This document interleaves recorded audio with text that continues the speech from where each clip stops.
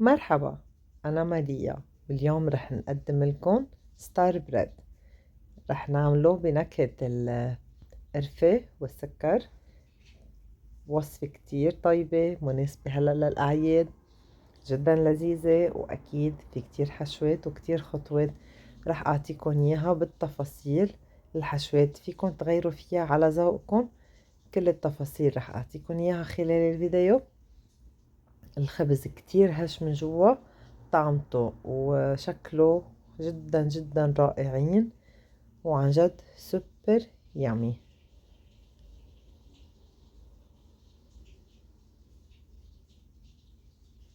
انا حبيت زينه رش عليه سكر بودرة، هيدي خطوة اختيارية، اكيد فيكم تستغنوا عنها. شوفوا قلبه قديه هش وقديه طري، ومن برا هيك شوي كرانشي.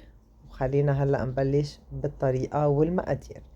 عندي 3 معالق صغار من الحليب البودرة. رح احط لهم كوب من المي الدافي، مش سخن كتير ولا مسقع كتير. انا اليوم رح اشتغل بالعجانة، اذا متوفرة عندكم اكيد فيكم تستعملوها، واذا لا اكيد فيكم تستعملوا ايدكم وتعجنوا على الايد. رح احط معلقة ونص صغار خميرة فورية، ورح اعطيهم تحريكة وخليهم.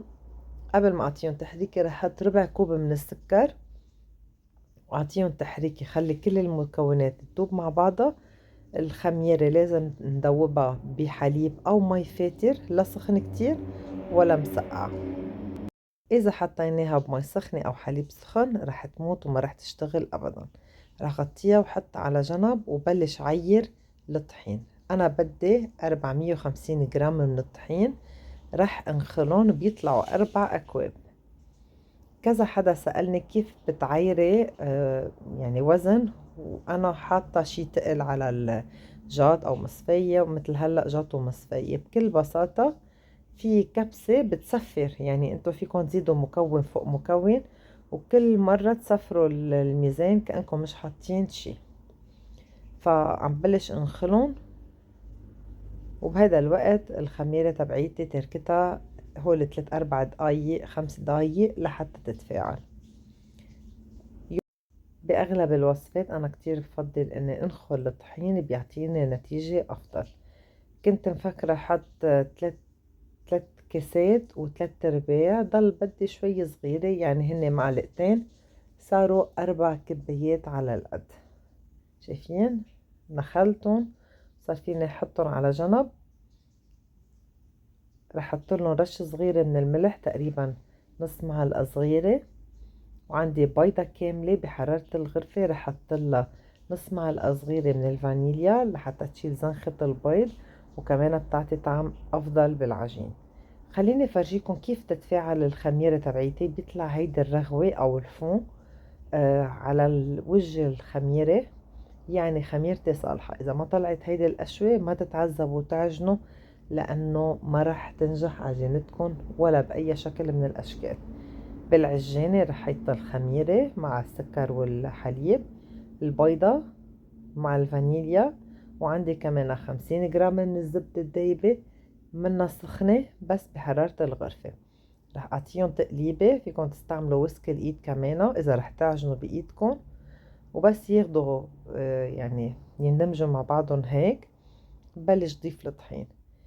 هيدي المكونات أخدت على القد 4 أكواب، لا زايد ولا ناقص. أه بس دايما بقلكن الطحين عن الطحين بيفرق. أه فأفضل إن نضيفهم على القليلة. آخر كوب ضيفه بالتدريج. تقريبا تقديريا أنا حطيت 3 أكواب، والرابع أو حتى نص الرابع اللي باقي رح ضيفه شوي شوي لحتى يختفي الطحين اللي عندي، واتأكد إني عايزته. دايما بنزل الأطراف لحتى يعني تسحبهم كل العجانة ويندمجوا مع بعضهم. مثل ما شايفين بتحسوا لمة العجينة أول شي، وبعدين دغري رجعت بينت زيادة المية اللي فيها. فأنا رح حط باقي الكمية، عم حطها شوي شوي بس لحتى ما تطير بوجهي، لأنه العجانة ماشية.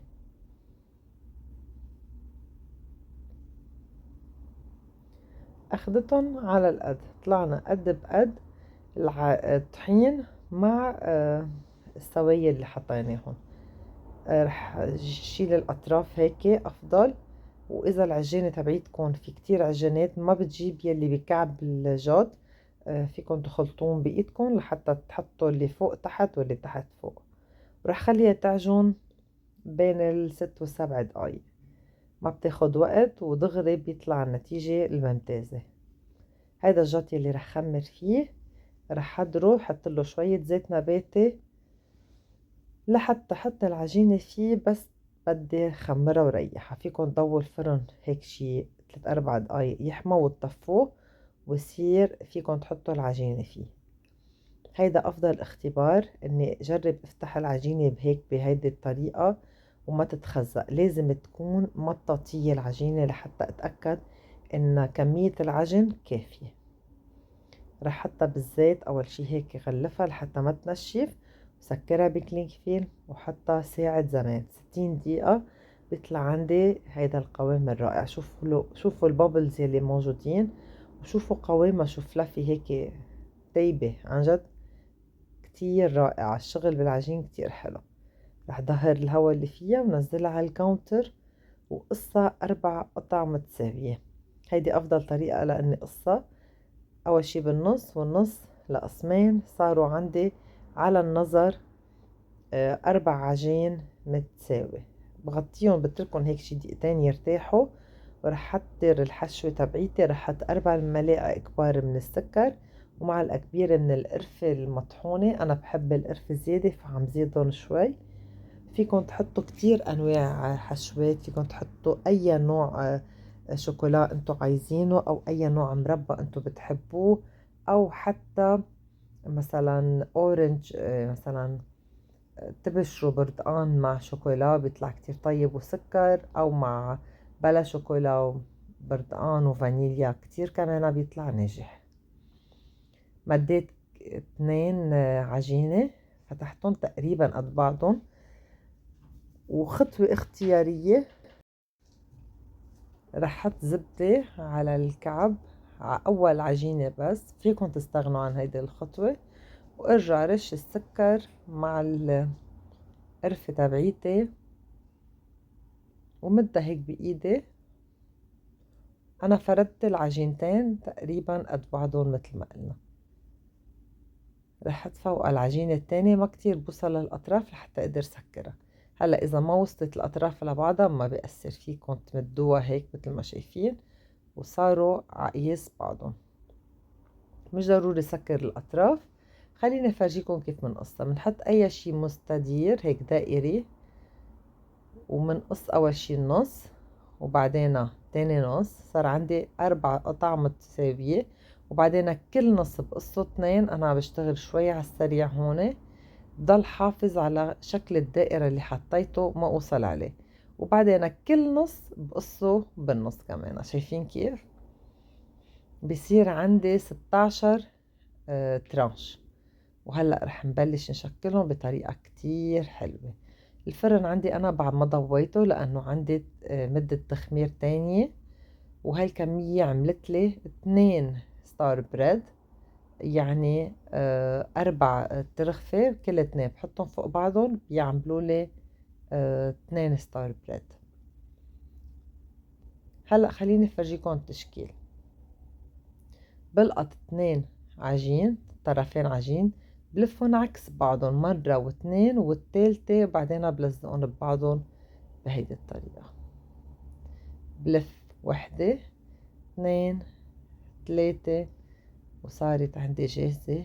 وبكفي كل الأطراف بنفس الطريقة.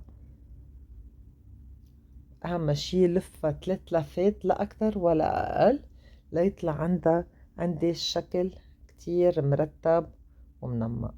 رح حطها 20 دقيقة ترتاح، غطيها لحتى ما تنشف، وبعدين افوتها على فرن محمى مسبقا. شوفوا لانه انا حاطه ورقه زبده من تحت كيف بكل سهوله حطيتها بالصينيه لحتى تفوت على الفرن. اذا اشتغلتوا بلا ورقه زبده رح كتير تتعذبوا لحتى تحطوها بالصينيه الخبز. فافضل حطوها يعني على ورقه زبده واشتغلوا فيها.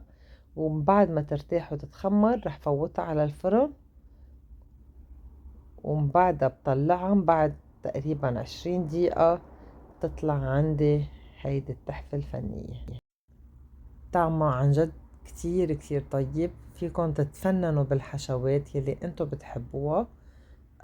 فيكن تحشوها اللي بدكن اياه، اي سبريدد شوكولات، اي نوع مربى، في كتير حشوات ممكن تعملوها. جربوا سكر مع برش البرتقان مع، او سكر مع برش الليمون، او برش الحامض. فيكن تتفننوا عن جد ويطلع عندكم شي كتير كتير طيب. ستار بريد مناسب جدا للأوقات اللي نحن فيها هلأ. بتمنى انه الفيديو تبعي يكون عجبكم، وانا بشوفكم بفيديو جديد. بتمنى تكتبولي تعليق حلو شو رأيكم بهيدي الوصفة، وبشوفكم بفيديو جديد. باي باي.